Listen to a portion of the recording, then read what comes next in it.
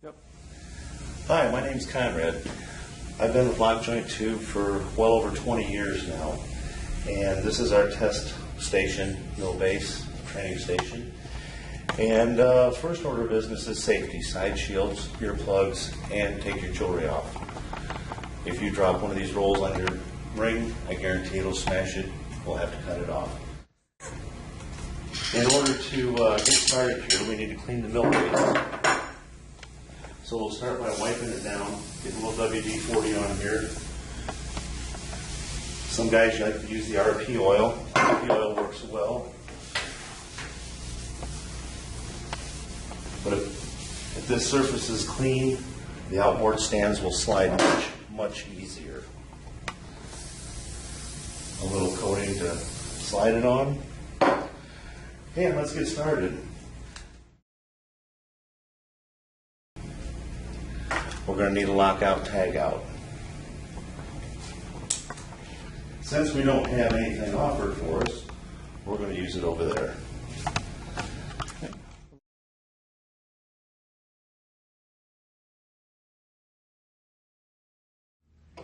Number 3 is to check your counters, front and back. Make sure the numbers match, and these do not. Go ahead. I need a step stool. So we're looking for 819. There we are. So those are even. Should be parallel. Now we want to raise the pass up.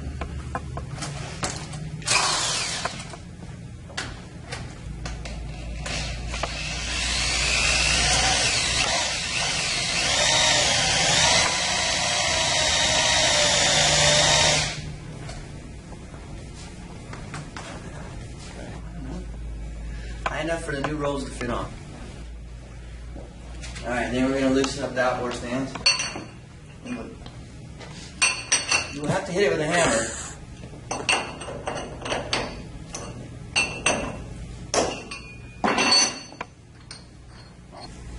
These are right and left hand nuts. So depending on which way the mill is driving, these will be right or left handed. This one on the bottom here will be your left-handed. Slide this off, put your pac-man on there.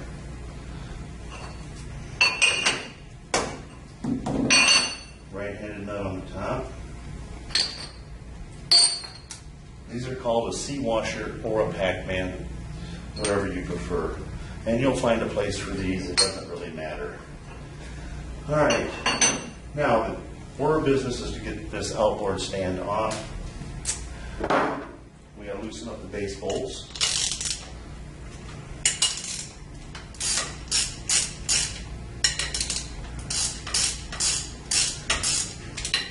Only a few turns, otherwise the top of the bolt will hit the cutout that's in this outboard.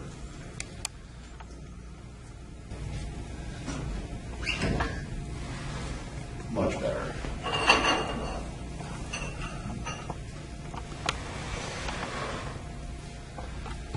As you can see, we have a top and bottom roll here. We have the spacers. This is a top spacer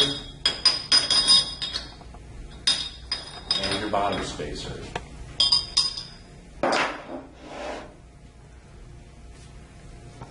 Bottom roll. Up to the table.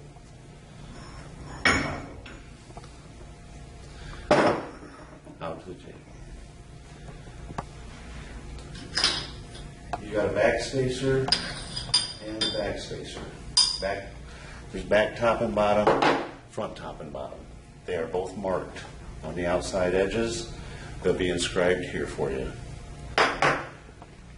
Next thing you want to do, all right, now that we've done that, we have some spacers that are located right here at the end of this zip tie.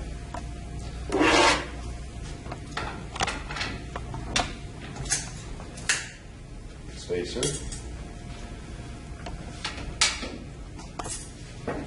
spacer. When we have the rolls ground, they will send us spacers to match what they've ground out of the rolls. So if there is spacers in there, they need to come out. If we need to put spacers back in, it will tell you on your setup sheet.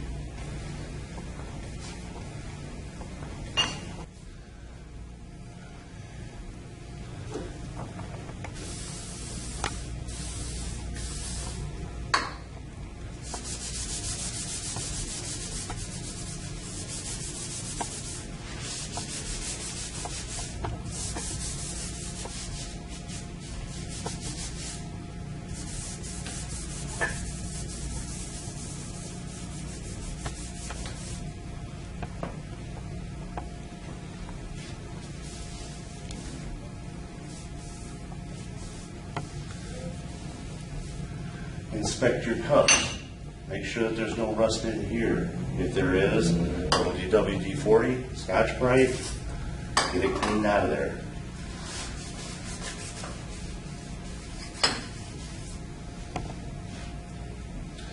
Okay, now we've got that taken care of.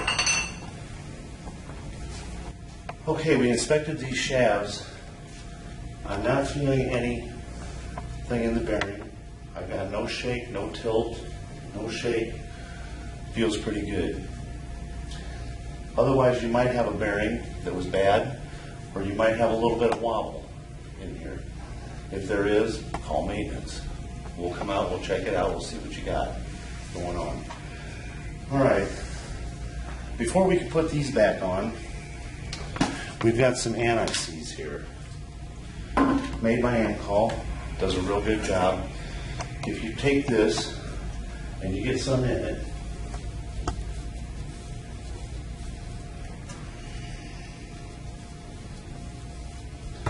you want to make sure you coat these shafts really well. If you don't, you will pay for it when you go to get them off. Or you'll call me. Okay.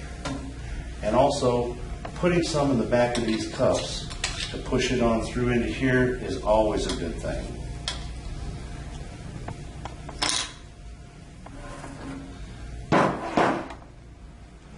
All right. Now that we've done that,